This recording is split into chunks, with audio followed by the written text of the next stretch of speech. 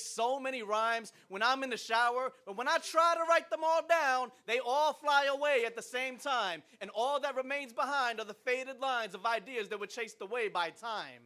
See, don't you hate it when that happens? When you're inside your own head rapping, and you have two ideas going at it, scrapping like two dogs rabbit, and when one of them tries to jump to the head of the pack, they get trapped in by the same barrier that prevents them from being put into action.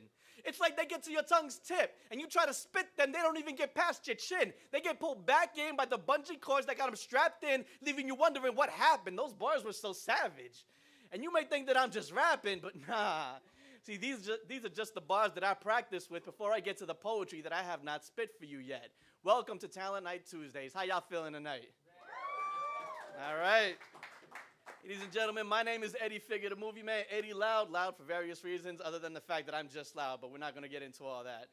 All right, let's see what we're going to do for you guys tonight. You know, I did see an angel today. She was shining like there was a spotlight on her.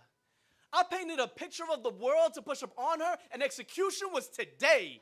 But she stopped me with her cold gaze, and she said, talk to me. My name is M. I want to hear what you got to say.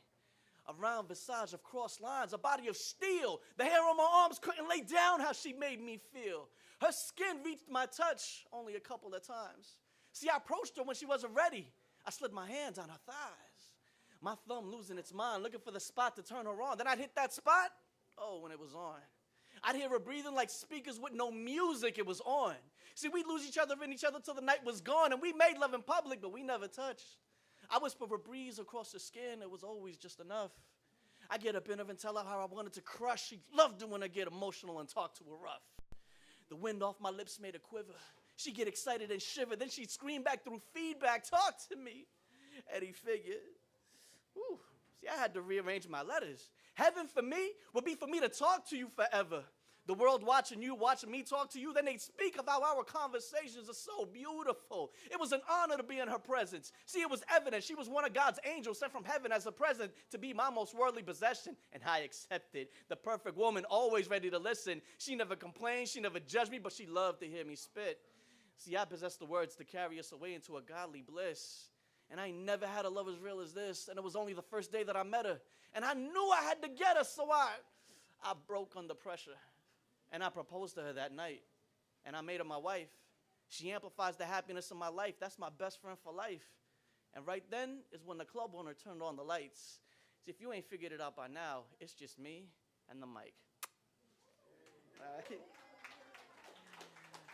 All right.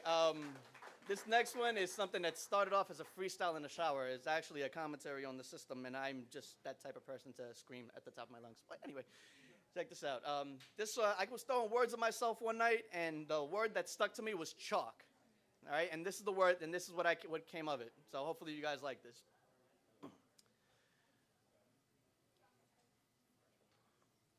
I seen him outlined in chalk. I remembered I missed his call last night. He probably wanted to talk. See, I probably could have talked to him and put it all to a halt. So seeing him laid out makes it feel like it was kind of my fault. See, I thought the bullets missed him. Now I'm realizing that they hit him. Lord forgive him. Through all that evil in him, he had good intentions, trying to get some money to feed his children at Christmas. See, this all happened just after Thanksgiving. He was the type who had a record so extensive he started forgetting how many times he had been arrested. But you know the system. Once it gets a grip in, it starts tripping and does everything within its limits to keep you in it. See, here's a little bit of wisdom you may not have known. Law enforcement, they'd like to target minority men and women and send them off to prison. So often it becomes accepted as a normal condition of daily living. Now, the affluent critics who've never been arrested, yeah, they judge it from a distance, and they blame minorities as if going to prison is something that we invented. Now, I say we because even though I'm light-skinned, I'm actually Puerto Rican. And I used to get pulled over almost every other weekend when I drove my stereotypical Honda Civic. But I almost never saw a cop car when I drove a Dodge Intrepid. Marinate on that for a second. See, America's obsession with skin pigment is ignorance. In Puerto Rico, skin color is not even a topic of discussion. We don't really sweat it. But in America, especially in the South, its relevance and its prevalence has to be respected. Now, I can see some of you thinking, here he goes with this shit. I don't want to hear it. Well, you know what? Pay attention. I'm going to give you a really fucked up statistic. And I'm going to pause when I say this just to let it sink in. So listen, not even counting the women, today in America, there are more black men, just men, in prison Then there were black people, men, women, and children in slavery at the peak of its existence. And you can blame politicians for the current social conditions, but it's corporations who've taken the rehabilitative system of American citizens and changed it into a business. See, they lobby politicians into shifting their political positions and creating laws that make it easier for you and me to get arrested and create repeat offenders. See, this is how they generate business. And prosecutors don't care if you're innocent. If they see that your case is twisted and there's no evidence to support it, they're supposed to set you free. But first, they're going to see if they can scare you to agree to a plea for a fee, because that's business. See, all they care about is getting that conviction, improving their win-loss records, creating more felons and feeding them back into this modern-day legal system of oppression. And they don't care how they go about to get it, but they will look for the path of least resistance. So if you have the money for a lawyer and you can afford to make your case expensive, well, then you have protection. But if all you can afford is a public defender, then it's evident the defendant is almost certainly getting sentenced. See, this is how the government exploits poor people and uses poverty to generate business. Now, they don't care if prisoners are living in inhumane conditions, because once you cage people like animals, they're liable to start flipping, go ballistic, do things to get the prison sentences extended. See, America is less than 5% of the world population. We're less than 5% of the planet. But we have almost 24% of the world's prisoners. America has more of its own citizens inside its legal system than China, and China's population is well over 1 billion. Think about that for a minute. This legal system is not about justice. It's about making money for corporations, special interest groups, and politicians. Because let's be honest, if you go to jail and the prosecution fails to get that conviction and you've paid your money for bail, they should give you back all that money that you've paid with interest and a little note that says sorry for the inconvenience, but they don't do that shit. Why? Because it's not good business. And a felony on your record, oh, that's a sweet money maker. You lose your equality as an American citizen. You lose your right to vote. You lose your Second Amendment. I mean, you're basically 2 steps above a sex offender. I mean, the only real difference is that a felon doesn't have to go door to door telling people what he did or where he's living, but you still get treated like a second-class citizen. I mean, come on. Don't nobody want to hire a felon. As soon as you mark yes on that application, there are no more questions. The owner of the business walks up and says, sorry, Mr. Williams, we've already filled that position. And that's what happened to my homeboy. Couldn't get a job, he got desperate. Went back into hustling and he got reckless. Ran into a couple of rich kids who were selling cocaine and he got offended. Because here he is, feeling like he has no other way on how to feed his children, and these rich brats are selling drugs because they heard it was cool on some fucking rap record. I mean, personally, I think it's pathetic when rich children try to mimic the afflictions of ghetto living, but I guess when your money is long enough to outrun any prison sentence, it doesn't make a difference, because as soon as you get arrested, mommy and daddy are coming to get him. See, but poor families have to make life or death decisions. Do we bail them out, or do we pay the rent and leave them in? Yeah, but that's aggression best of left invested for another session. See, my homeboy was a good dude, not even a violent offender. Did stick up a store last night, though, tried to call me before he did it. I'm really wishing I was there to listen, because we were just chilling. All of a sudden, I heard a pop, and his blood I'm suddenly wearing, and he's at my feet leaking from his melon. And you could try to paint him as a villain, but really he was just a victim of a system that buried him and never did forgive him. See, I'm hoping I don't go to prison, because I didn't go with him on that mission. I was just there when the cops were there to get him. And they got the guns pointed in my direction, screaming at me for me to drop my weapons. But Mr. Officer, my hands are empty. I'm not holding anything. Oh, it don't make no difference. They'll probably pop me in my head and then frame me for possession. See, with my eyes closed and all them guns drawn, I didn't want to move an inch or even talk. Because if I twitched or even coughed, you know them guns were going off, and all I did was go off for a walk. Now I'm trying to stand up with my hands up, hoping I don't end up the next one outlined in chalk. Thank you. All right. You got one more? All right. I'm going to try to spit this one, not so heavy. It's one about relationships. Hopefully y'all like this one. Check this one out. I did this one last Wednesday at another spot. People loved it. Hopefully you guys like it. Check it. All right. Now, the last thing you want to do when making a first impression is to leave a woman feeling offended. But how do I do that and still be myself? I don't get it. You see, I'm ADD positive. Plus, I've been very reckless with my drug investments. All that sums up a very serious attention deficit. See, scientifically speaking, I am accidentally offensive. I'm always pissing off somebody, and it's not even my intention. See, I'm too direct when I talk to women, mainly because I don't have patience for the bullshit lines of flirtation games people participate in just to get in a relationship. I want to cut through the fakeness and get to the realness of being a human being, but that hasn't got me shit except a very extensive friends list. See, I dial it back as much as I can to the point where I'm barely saying anything, and I'm told I'm still too aggressive.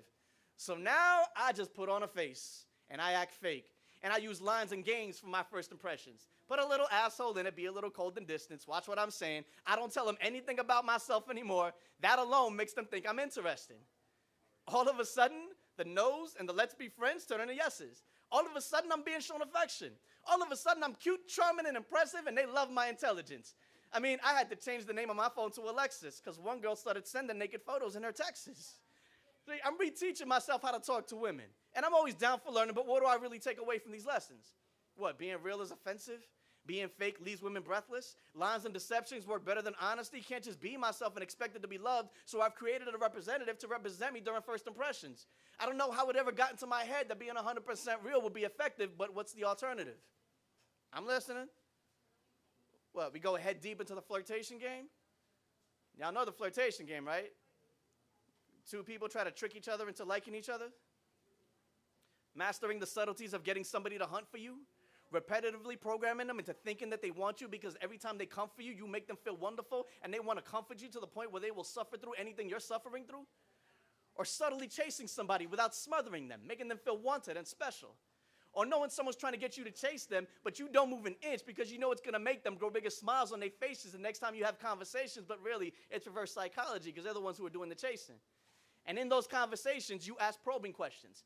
Pretend to listen. Act like you care. Find out information. Use it against them. Drop a clever line here and there. Complimenting each other, doing things for each other. You know, two people trying to trick each other. I mean, I'll break it down for you even further. Let's say two people start a relationship. What happened there? Well, it's obvious. Two people tricked each other at the exact same time. And you get about 3 months of happiness, about 3 months of bliss, but at the end of that third month, someone's going to say some real shit, and then it's going to hit you. Man, I actually have to get to know who this person is. And then you start asking questions, and you discover defections and their perfections, and your love for them starts regressing, and it grows less with every lesson and deception till you get to the point where you have to question, do you have enough love left to be with them? See, some of you will find true love, and it works out. God bless them. But most of you will say yes only because of the time that you've already invested in them. And it's too hard for you to start all over again, so your ass is being lazy. That's why you commit. And then years later in your life, you actually meet the love of your life, but it's the wrong time because you're in a relationship with somebody you don't really love, you only just like, but you're used to having them around, and leaving them wouldn't be right. But guess who's on their mind when they go to sleep at night, and it's not the person by their side? Do you really have enough love left? See, the smart ones will say no, but they'll get pissed off because they realize they've wasted their time, and they wish they could revive those 3 months of their lives. You'll see it in their eyes, but they know all you have to do is give it another try. See, we're here to live, not just survive. Now, if only one person is doing the tricking, then that one person is doing the cheating. See, he didn't like you from the beginning. It was just a challenge of getting you that had him fiending. But he was never tricked into liking you. So once he gets you, he'll get bored, and then he'll look for a reason to leave, and then he'll come up with something really weak, something along the lines of, it's not you, it's me. Sound familiar, don't it? See, you see people getting to know each other. I see a game of manipulation being played. And I don't want to play that fake-ass game. I want to look for a better way, but society won't let a motherfucker change. Ever since I went all nice guy, I ain't been laid. And not one female's giving me the time of day. But as soon as I act like a jerk and play those games, you want to start looking my way and listen to the things I have to say. I mean, we play these games because you think about every woman who's ever left a man because he was too nice. And then think about the women who are soldiers for their men after they get ray-riced. I mean, realistically, how am I supposed to take you seriously if I can figure out to manipulate you easily? That shit is not real to me. For people to get with each other, you have to resort to trickery. Why can't two people just say, this is you, this is me, let's give it a fair chance to see if we can live happily? But that's just not the reality. See, the reality is, if you get to know someone before they're tricked into liking you, you end up being friends. Trust me, I've been through this shit. It's always how it ends. It's like the one who's obsessed with getting ahead is the one who gets ahead, and the one attracted to what you have in your head always gets left for dead because he hasn't mastered the skill set of hacking his way into your bed. So fuck it. My plan is set. The real me is reserved for my friends and the people that I respect. The rest of you want to know off your lazy ass and ass. Until then, this mask that I wear is all you're going to get. And I'll play this game every night until I find me a wife, because the reality is sometimes you have to do some fake ass shit to have a chance at having something real in your life. Thank you.